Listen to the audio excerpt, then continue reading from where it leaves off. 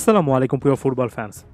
একে তো এই সময়টাতে এসে ব্যালন ডিওর আরও বেশি করে আলোচিত এবং তার চেয়েও বেশি করে সমালোচিত, এবং এর পাশাপাশি যেবার থেকে ব্যালন ডিওর একেবারে ফুটবল ক্যালেন্ডার ফলো করে অর্থাৎ সিজন ক্যালেন্ডার ফলো করে দেওয়া হচ্ছে, সেখানে স্ট্যাটিস্টিক্যাল অ্যানালাইসিস আরও বেশি করে করা যাচ্ছে, যেহেতু একটা সিজন বা ক্লাব ফুটবলে ইউরোপের সিজনের শুরু থেকে শেষ পর্যন্ত এই সময়টাতেই ব্যালন ডিওরের পারফরমেন্সটা মাপা হয়। তাই এখানে ক্লিয়ারলি একটা ক্লাবের জার্সিতে পারফরমেন্সের ভিত্তিতে তার সাথে জাতীয় দলটাকে অ্যাড করে অনেক ভালোভাবে ব্যাখ্যা করা যায় যে এই মুহূর্তে প্লেয়ারদের কী অবস্থা।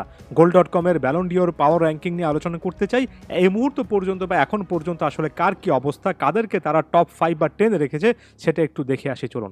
এই মুহূর্তে গোলের চোখে 10 নম্বর স্থানে রয়েছেন কিলিয়ান এমবাপে। যদিও খুব একটা বেশি ভালো সময় পার করছেন না, তবে ব্যালন ডিওর জয় করার জন্য তার যে মনোভাব সেটা যে কোনো মুহূর্তে তার পক্ষে চলে আসতে পারে বলে গোল.com মনে করছে, যদিও এখন পর্যন্ত খুব বেশি শক্ত অবস্থানে তিনি আছেন বলে আমার কাছে মনে হয় না। ভিক্টর গিওকেরেস, যিনি কিনা এই সিজনে অলরেডি 32টা গোল, 8টা অ্যাসিস্ট, 40টা গোলে কন্ট্রিবিউট করেছেন এবং আমার জানা মতে সম্ভবত সর্বোচ্চ গোল কন্ট্রিবিউশন এই মুহূর্তে তার। তবে ইউরোপের টপ 5 লিগে খেলছেন না বলেই হয়তোবা একটু কম হাইলাইটেড সিচুয়েশনে আছেন। সামনে যে কোনো সময় আসলে টপ যে কোনো পজিশনে চলে আসতে পারেন। ভিক্টর গিওকেরেসের দিকে চোখ রাখুন। তালিকায় 8 নম্বর স্থানে সর্বশেষ ম্যাচেও দুর্দান্ত পারফরমেন্স করে হ্যাট্রিক পাওয়া হ্যারি কেন রয়েছেন, যিনি কিনা 20টা গোল, 9টা অ্যাসিস্ট করেছেন। এবং এই সময়টাতে হ্যারি কেনের পারফরমেন্সটা শুধুমাত্র একটা জিনিসই ইন্ডিকেট করে, সামনে যত সিজনটা গভীর হবে হ্যারি কেন অনেকটুকু টপে আসবেন। এর্লিং হল্যান্ড, যিনি কিনা 22টা গোল অলরেডি করে ফেলেছেন, একটা অ্যাসিস্টও করেছেন, তবে বড় বড় ম্যাচে তার পারফরমেন্সের ব্যর্থতা এত বড় একটা ব্যাপার যে বর্তমান সময়ে যখন ডি ব্রুইনা কিংবা রদ্রির মতো প্লেয়াররা ইনজুরিতে ভুগছেন, মাঠের বাইরে আছেন, তখন এর্লিং হল্যান্ড দলটাকে টেনে তুলতে পারছেন না। এটা একটা নেগেটিভ ইম্প্যাক্ট হিসেবে এই প্লেয়ারটাকে অনেকটুকু পিছিয়ে দিয়েছে। তালিকায় 6 নম্বর স্থানে এখন পর্যন্ত 6টা গোল, 9টা অ্যাসিস্ট করে একেবারে কমপ্লিট ফুটবল খেলা লামিল ইয়ামাল আছেন এবং যতটুকু আত্মবিশ্বাসের সঙ্গে খেলছেন। এবং ওই যে বললাম, এর্লিং হল্যান্ডের খেলায় যে জিনিসটা মিসিং, সেটা লামিল ইয়ামালের খেলায় আপনি কম গোল, কম অ্যাসিস্টের মধ্যেও পাবেন ইম্প্যাক্ট। মাঠে থাকলে একটা প্রবল রকমের প্রভাব প্রতিপক্ষ প্লেয়ারদের উপর রাখছেন ইয়ামাল, তাই এই লিস্টে থাকাটাই স্বাভাবিক।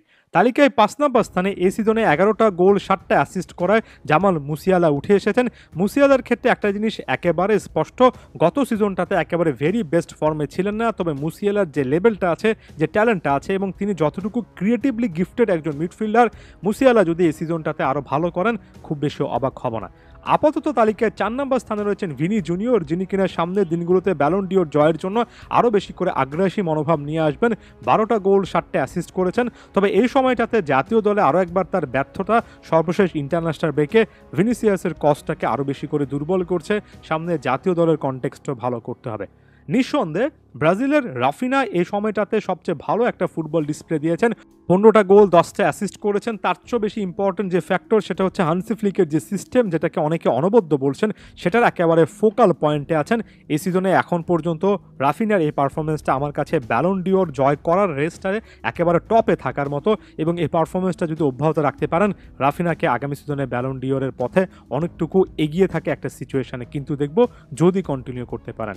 রবার্ট লেভানডফস্কি এই মুহূর্তে ইউরোপের টপ 5 লিগে খেলা প্লেয়ারদের মধ্যে সর্বোচ্চ গোল স্কোরার, 20টা গোল, 4টা অ্যাসিস্ট রয়েছে।